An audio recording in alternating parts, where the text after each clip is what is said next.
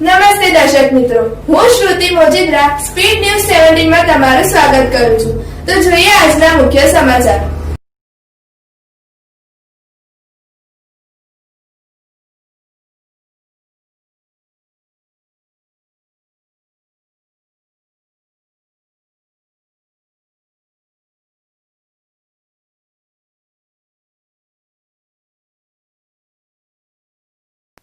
प्रदेश के सभी नौजवान साथियों, हमारे प्रिय राजीव गांधी जी के जन्म दिन के इस अवसर पर मैं आपको स्वर्गीय राजीव गांधी जी के बारे में कुछ बताना चाहता हूँ। नौजवानों को राजीव जी के बारे में कम जानकारी है।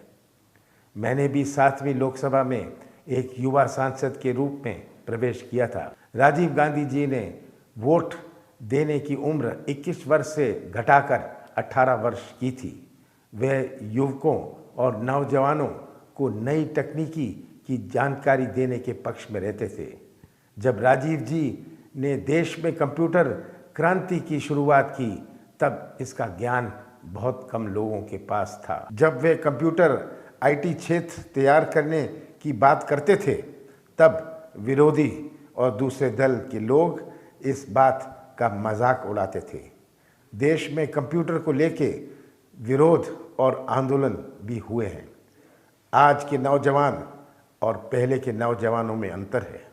आज के युवकों की सोच और उनके ज्ञान में भी अंतर आया है। पहले कंप्यूटर और आईटी की शिक्षा का ज्ञान बहुत कम सीमित लोगों तक था। राजीव जी ने देश को एक नई दिशा दी।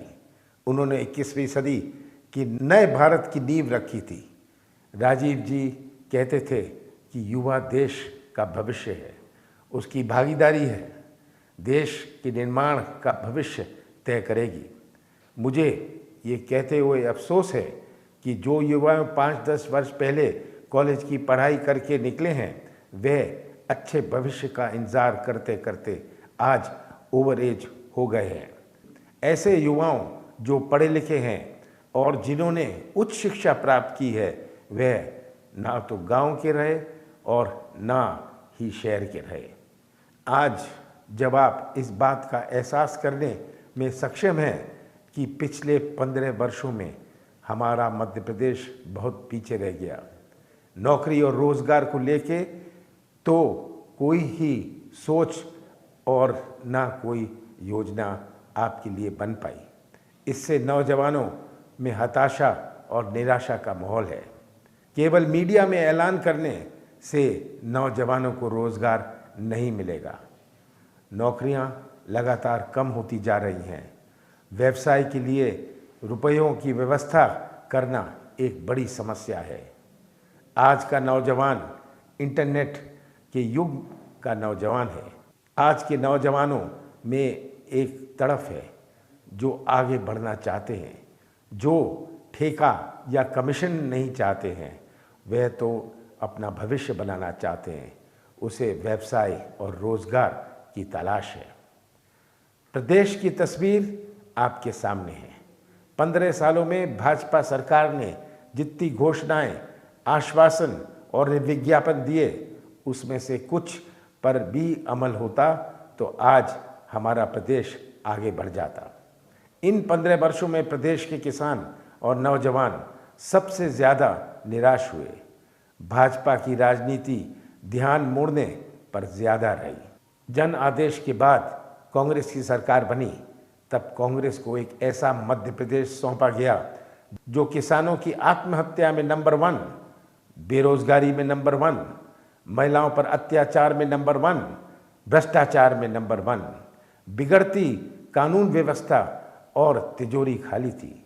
इन परिस्थितियों में मैंने सरकार संभाली और नई शुरुआत की। मुझे और मेरी सरकार को 5 वर्ष काम करने का जन आदेश मिला था, लेकिन मुझे 15 महीने ही मिले। इस 15 महीनों में से 3 महीने लोकसभा चुनाव और राजनीतिक उथल पुथल में ही निकल गए। 12 महीने में मैंने प्रशासन में एक नई सोच, नई दिशा और कार्यप्रणाली की शुरुआत की। मैंने नौजवानों के भविष्य को लेकर अपने संकल्प सामने रखे। इन 5 वर्षों में मेरा प्रयास पूरा प्रदेश की तस्वीर बदलने का होता। सरकारी नौकरी में अवसर और मौके बहुत सीमित हैं। मैंने निजी क्षेत्र में नई नौकरियां पैदा करने की योजना बनाई। विश्वास के बिना कोई निवेश नहीं आता है। निवेश तभी आता है जब प्रदेश पर विश्वास होता है। मैंने विश्वास बढ़ाया और मध्य प्रदेश की एक नई पहचान बनाने की शुरुआत की। मैंने प्रदेश में उद्योग लाने के नियम बिल्कुल आसान किए और एक शर्त रखी कि मध्य प्रदेश में जो भी उद्योग लगेंगे उसमें 70% नौकरी मेरे प्रदेश के नौजवानों को देनी होगी। मध्य प्रदेश में हॉर्टिकल्चर के क्षेत्र में बहुत संभावना है। मैं अपने प्रदेश को देश की हॉर्टिकल्चर राजधानी बनाना चाहता हूँ। मैंने युवाओं को हॉर्टिकल्चर से जोड़ने की योजना बनाई। अपने प्रदेश के फल सब्जी का वितरण पूरे देश में हो और इसका निर्यात विदेश में भी हो, ये मेरी योजना थी। हमारे मध्य प्रदेश की सीमा 5 राज्यों से जुड़ी हुई है। हमने प्रदेश को एक बड़ा लॉजिस्टिक हब बनाने की शुरुआत की। विभिन्न फूड पार्क की स्थापना के प्रयास किए, जिसके कारण फूड प्रोसेसिंग के क्षेत्र में निवेश आना शुरू हुआ। इससे प्रदेश में आर्थिक गतिविधि बढ़ती और प्रदेश के नौजवानों को रोजगार मिलता।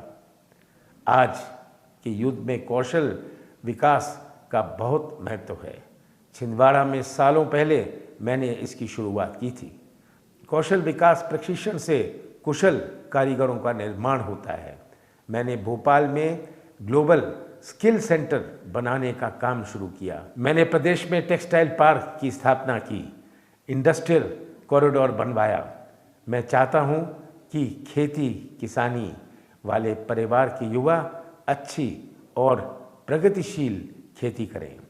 ऐसे नौजवान खेती में सूचना संचार माध्यम का फायदा लें। मध्य प्रदेश की पहचान मिलावटखोरों और माफिया से थी। मैंने मिलावट को समाप्त करने के लिए शुद्ध के लिए युद्ध अभियान शुरू किया। मैंने माफियाओं के खिलाफ सख्त कार्रवाई शुरू की। इन 15 साल भाजपा सरकार का संरक्षण इन्हें मिलता रहा।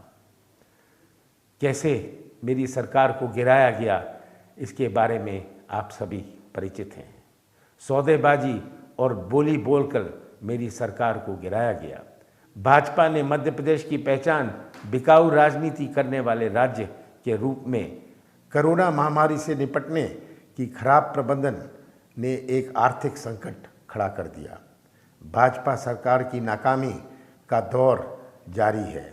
बेरोजगारी बढ़ रही है। केंद्र की बीजेपी सरकार ने 20 लाख करोड़ रुपए की राहत पैकेज की घोषणा की थी। मैं पूछना चाहता हूं कि क्या प्रदेश के किसी युवा को कोई राशि मिली? इस बात को हमारे प्रदेश के नौजवान बेहतर समझते हैं। प्रदेश की आर्थिक गतिविधि चौपट हो चुकी है। केवल घोषणाओं और मीडिया की राजनीति से ध्यान हटाने का काम चल रहा है। 15 साल की नाकामी से ध्यान हटाने के लिए झूठी घोषणाएं की जा रही हैं। वर्तमान में नौजवान निराश और हताश है। आपको याद होगा बीजेपी सरकार के 15 साल का हिसाब किताब। पिछड़ापन, बेरोजगारी, किसानों की आत्महत्या, बलात्कार की घटनाएं। मैं समझता हूं प्रदेश का कोई भी नागरिक इन कठिन 15 वर्षों को कभी नहीं भूल सकता है। इन 15 वर्षों में सबसे बड़ा नुकसान तो उन नौजवानों को हुआ जो सरकारी नौकरी पाने के लिए व्यापक की परीक्षा देते थे।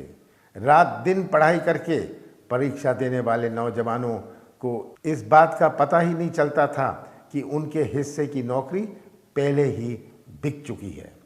मैंने व्यापम खत्म करके एक ऐसा सिस्टम बनाया जो पारदर्शी हो और जो मेहनत करने वाले नौजवानों की प्रतिभा के साथ न्याय करता हो। प्रदेश की तस्वीर आपके सामने है।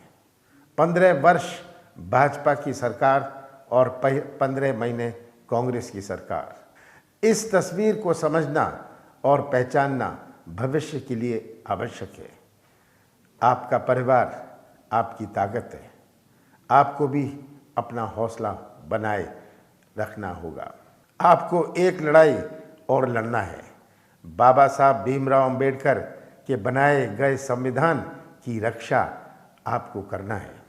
बाबा साहब ने देश को एक मजबूत लोकतांत्रिक ढांचा भारत के संविधान के रूप में दिया था। आज उस लोकतंत्र पर संकट बढ़ गया है। हमारे प्रदेश में जिस तरह की सौदेबाजी की राजनीति हुई है, यदि बाबा साहब भीमराव अंबेडकर को उस जमाने में इस तरह के सौदेबाजी का अंदेशा होता तो वह संविधान में इसका भी प्रावधान रखते। कोरोना महामारी के कारण किए गए लॉकडाउन के दौरान मेरे प्रदेश के बहुत से युवाओं ने जबरदस्त कार्य करके दिखाया है। नौजवानों ने अपने शहर और कस्बों के एक ज़रूरतमंद नागरिकों की सेवा की है। साथ ही दूसरों प्रदेश से आना जाना करने वाले नागरिकों, मजदूर भाइयों का दिल भी जीता है। ऐसे सभी नौजवानों का उनके संगठन को मैं बधाई देता हूँ। हमें अपने देश पर गर्व है। भारत जैसा देश पूरे विश्व में नहीं है। ऐसा कोई देश नहीं है जहाँ इतनी विभिन्नता और इतनी अनेकता हो। हमारे विभिन्न धर्म, जातियाँ, भाषाएं, रस्म और केवल वही नहीं, इतने सारे देवी देवताओं के प्रति हमारी आस्था, यही पूरे विश्व में भारत की पहचान और महानता है। हमारी एकता हमारी संस्कृति का प्रतीक है और यही संस्कृति पूरी दुनिया में भारत की पहचान है। हमें याद रखना है कि हम चाहें जितना भी आधुनिक बन जाएं, लेकिन सदैव अपनी संस्कृति से जुड़े रहें। मेरा निवेदन है कि युवा सच्चाई को जाने, पहचाने और सच्चाई का साथ दें। मेरी शुभकामनाएं हमेशा आप सभी के साथ हैं।